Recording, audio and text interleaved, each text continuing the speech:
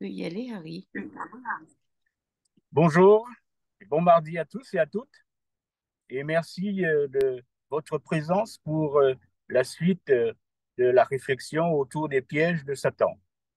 Alors, pour rappel, il est important que nous puissions donc réaliser la définition même des pièges.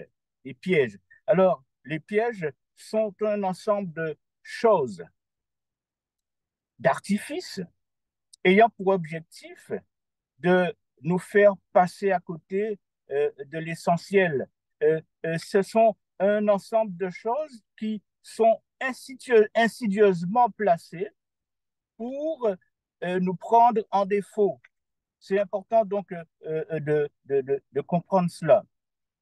Véritablement, les pièges ont été étudiés par Satan pour que nous puissions vraiment louper, manquer le salut. Alors, pour illustration, c'est comme si quelqu'un se trouve déjà à l'aéroport, à, son, à sa carte d'identité, sa carte de débarquement, et quelqu'un vient et qui a pour objectif de tout mettre en œuvre pour faire que cette personne perde sa carte d'identité ainsi que sa carte d'embarquement.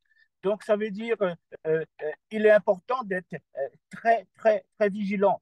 En fait, c'est une invitation à garder toujours un œil sur l'essentiel, sur nos papiers, sur notre identité et sur notre carte d'embarquement. Alors, pour débuter, je voudrais vous poser une question et je vous invite à trouver la réponse qui se trouve donc dans ce chapitre. Alors, en termes de séduction, quel est le chef-d'œuvre de Satan? Je reprends la question et je vous demande de proposer une réponse qui se trouve dans ce chapitre 32. Quel est le chef-d'œuvre de Satan en termes de séduction? Alors, est-ce que quelqu'un veut donner un élément de réponse? Ouvrez vos micros. Alors, je reprends la question. En termes de séduction, quel est le chef-d'œuvre de Satan? Les ruses. Les ruses, oui, oui, mais quelle ruse particulièrement? On parle de chef-d'œuvre, donc c'est-à-dire, bon, c'est quelque chose vraiment qu'il euh, chérit particulièrement et qui pense qu'il va marcher beaucoup. Négliger Il va avoir... l'étude de la parole et négliger la prière. Oui, ça c'est aussi vrai. Mais là, ce qui est dit dans ce chapitre, que le chef-d'œuvre, en termes de séduction, le chef-d'œuvre de Satan, c'est de s'appliquer, de faire que nous nous appliquons à rechercher que des choses non révélées. Vous vous rendez compte?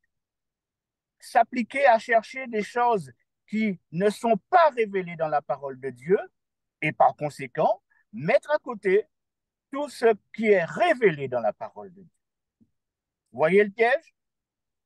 Donc, véritablement, c'est un appel à vigilance. S'occuper de tout ce qui n'est pas révélé et négliger tout ce qui est révélé dans la parole de Dieu. Ça, c'est le chef-d'œuvre. Alors, j'ai une deuxième question à vous poser.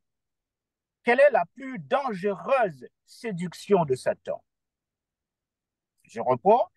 Quelle est la plus dangereuse séduction de Satan? Est-ce que quelqu'un propose un élément de réponse?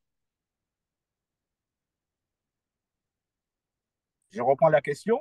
Quelle est, d'après vous, la plus dangereuse séduction de Satan? Il se Je vous écoute. déguise, il se déguise Pardon? en ange de lumière. Il se déguise en ange de lumière pour séduire les enfants de Dieu. Oui, ça c'est un élément de réponse. Mais la réponse précise qui se trouve dans le chapitre 32, quelle est d'après vous cela? Je reprends, quelle est la plus dangereuse séduction de Satan? Tout à l'heure, nous avons vu quelle était, en termes de séduction, son chef-d'œuvre. OK? Maintenant, quelle est la plus dangereuse séduction de Satan? Alors, une dernière personne, un élément de réponse? D'accord? Sentez-vous libre. Sentez-vous libre. Non? Alors, la plus dangereuse séduction de Satan, ah, quelqu'un disait que son micro est fermé, hein? La plus dangereuse séduction de Satan, c'est de faire croire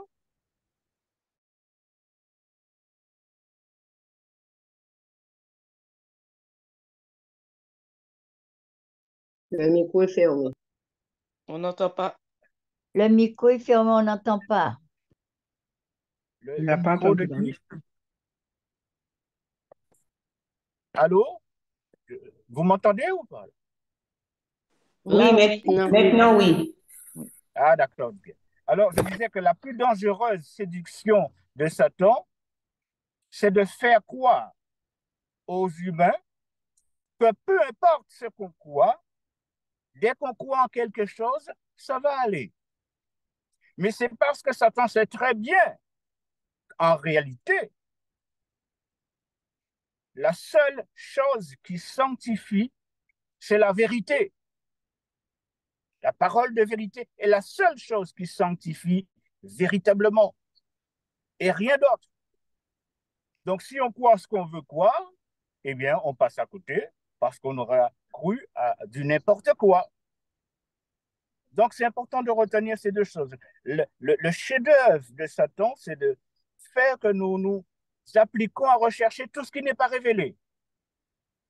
Et sa séduction la plus dangereuse, c'est de nous faire croire que peu importe ce qu'on croit, dès qu'on croit en quelque chose, tout cela pour que nous ne puissions pas véritablement accéder à la vérité qui seule sanctifie. Alors, il y a un courant, alors je crois que les micros sont verts, il y a un courant de pensée théologique qui correspond à une troisième séduction extrêmement importante que Satan propose à l'humanité. Alors, ce courant est en rapport avec l'idée de la négation, nier l'existence de Jésus comme Dieu et surtout préciser que Jésus a été créé et qu'il n'a pas existé, qu'il n'a pas préexisté avant son incarnation. Est-ce que vous connaissez comment s'appelle ce courant de pensée théologique qui existe encore aujourd'hui? Je voudrais vous entendre. Non, je ne sais pas moi. Alors, ce courant de pensée s'appelle l'arianisme. Alors, retenez ça, vous pourriez vérifier ensuite chez vous. L'arianisme dit que Jésus, le maître à penser était Arius, déjà à l'époque de Jésus, hein, que Jésus n'est pas Dieu. Jésus est une créature. Pourquoi? Parce que il y a un texte qui dit « Je t'ai engendré aujourd'hui ». Et puisqu'il a été engendré, donc n'a pas été toujours éternel. Il a eu un commencement. Et s'il a eu un commencement, il ne peut pas être Dieu. Vous voyez ce genre de pièce et qui existe encore aujourd'hui. Qui existe encore aujourd'hui.